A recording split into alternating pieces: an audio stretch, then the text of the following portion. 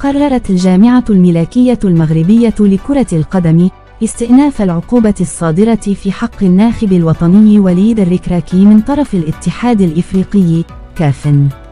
وكانت لجنة التأديب التابعة للاتحاد الإفريقي قررت معاقبة وليد الركراكي بالإيقاف ل4 مباريات 2 منها موقوفة التنفيذ مع توقيع غرامة مالية لم يتم تحديد قيمتها المالية. وجاءت هذه العقوبة بسبب ما رافقه من أحداث بعد نهاية مقابلة المنتخب الوطني والكونغو الديمقراطية ومناوشات بين مدربي الأسود وقائد الفهود شانسي موبيمبا.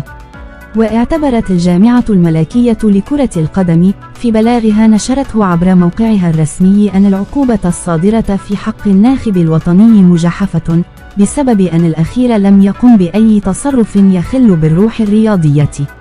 جدير بالذكر أن الركراكي سيغيب عن دكة بدلاء المنتخب الوطني عندما يواجه بعد ساعات قليلة نظيره الزامبي برسم الجولة الثالثة والأخيرة من دور المجموعات لمنافسات كأس إفريقيا كان كوت ديفوار.